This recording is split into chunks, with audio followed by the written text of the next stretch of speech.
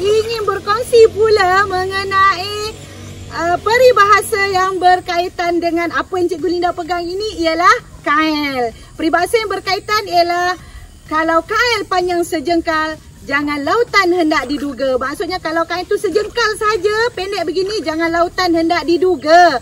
Hal ini bermaksud jika seseorang itu mempunyai ilmu yang sedikit, janganlah menduga orang yang mempunyai banyak ilmu. Bermaksud kalau kita ingin mengail di lautan, jangan menggunakan kail yang sejengkal, yang pendek, kerana lautan itu sangat luas. Jadi yang Cikgu Linda pegang ini ialah kail juga.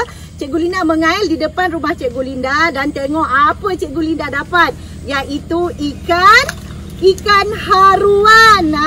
Ikan haruan ini, apakah peribahasa yang berkaitan dengan ikan haruan? Iaitu haruan makan anak. Haruan ini sifatnya memang akan makan anak.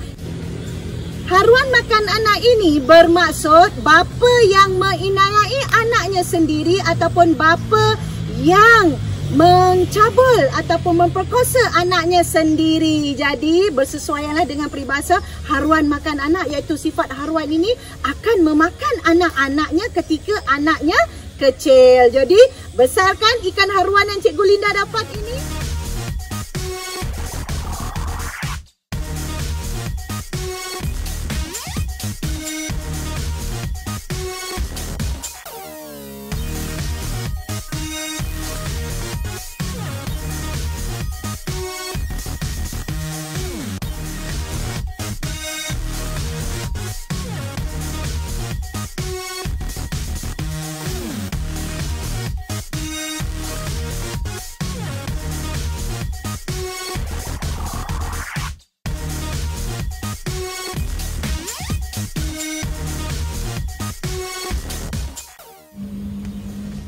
Baik, peribahasa yang berkaitan dengan ikan iaitu ikan tergantung.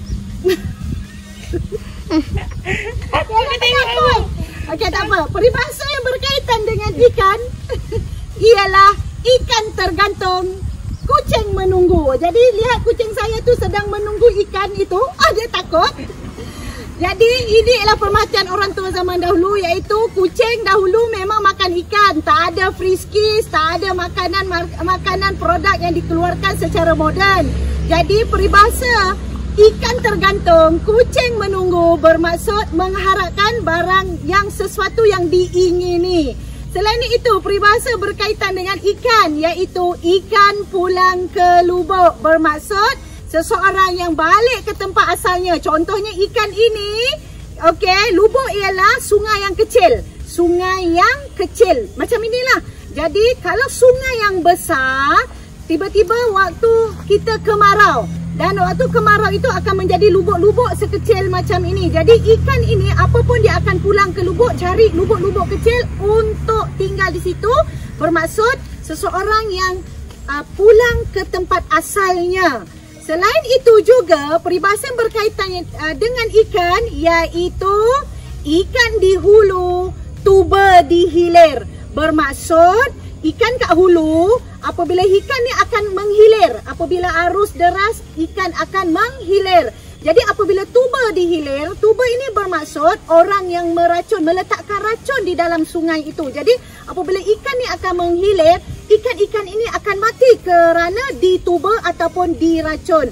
Hal ini bermaksud, peribahasa ini bermaksud melakukan sesuatu pekerjaan yang sia-sia. Bermaksud kalau ikan haruan ini saya lepaskan dan di hilir lubuk ini saya letak tuba, bermaksud ikan haruan ini akan menghilir dan sia-sia sajalah ikan ni akan mati di hilir lubuk ini.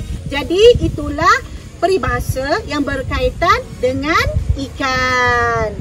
Selain itu, peribahasa yang berkaitan dengan ikan iaitu umpan habis, ikan tak kena. Bermaksud kail ini apabila kita letak umpan dan kita kail di dalam lubuk ini, tetapi umpan itu habis dimakan ikan dan ikan itu kita tidak dapat.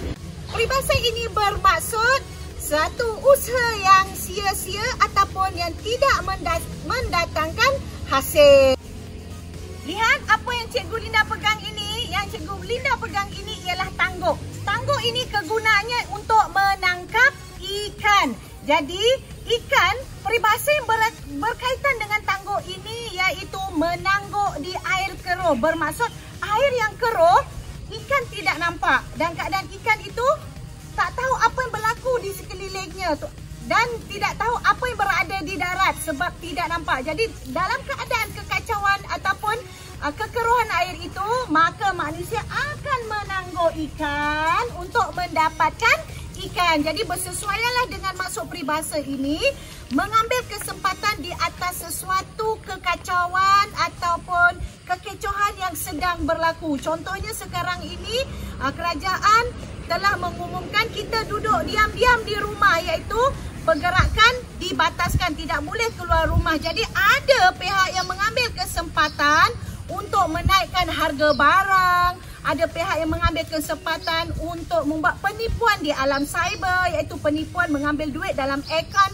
orang lain. Jadi menangguk di air keruh iaitu pada musim PKP ini. Selain itu, peribahasa yang berkaitan dengan ikan dan juga tangguk iaitu nak menangguk ikan dapat akan ke batang. Bermaksud nak menangguk ikan tetapi tak dapat ikan, mendapat batang kayu. Bermaksud di situ inginkan keuntungan tetapi kerugian yang dapat, iaitu inginkan nak dapat ikan tetapi akhirnya dapat batang kayu. Bermaksud inginkan keuntungan tapi akhirnya rugi sahaja yang dapat. Ini ialah ikan cencaru. Ikan cencaru ini mempunyai kulit yang sangat keras di kiri dan kanannya. Jadi kita rakyat Malaysia panggil ikan cencaru ini ialah ikan jacket, iaitu dia ada jacket di kiri dan kanan badannya. Namun, apakah peribahasa yang berkaitan dengan ikan cencaru? Jadi jawapannya ialah cencaru makan petang, iaitu bermaksud pekerjaan yang lambat tetapi hasilnya baik. Jadi bagaimanakah peribahasa ini boleh terhasil? Berdasarkan pemerhatian orang tua pada zaman dahulu, nelayan selalunya akan mencari ikan di laut selepas subuh, iaitu pada waktu pagi. Namun, ikan cencaru ini akan keluar makan pada waktu petang. Bukannya pada waktu pagi ikan cencaru tidak keluar, tetapi tidak banyak. Jadi, sebagai nelayan, jika ingin dapatkan ikan cencaru yang banyak, hasil yang banyak, jadi nelayan haruslah bersabar, iaitu menunggu pada waktu petang untuk mendapatkan ikan cencaru ini. Kerana berdasarkan pemerhatian, ikan cencaru ini akan keluar pada waktu petang untuk mencari makanan. Jadi dari sudut nelayan itu, kalau nelayan itu bersabar, pekerjaan itu lambat, iaitu daripada subuh sehinggalah ke petang. Tetapi apabila pada waktu petang dapat menangkap ikan cencaru itu banyak, maka bersesuaianlah dengan peribahasa cencaru makan petang, bermaksud pekerjaan yang lambat tetapi mendapat hasilnya yang baik, iaitu mendapat ikan cencaru yang banyak. Jadi itulah peribahasa yang berkaitan dengan ikan. Mari kita siang ikan cencaru ini untuk buat ikan cencaru sumbar. Yang ini padat ya, yang ini plastik boleh akan mula kita buat potong. Dia punya apa namanya ekornya. Kemudian kita potong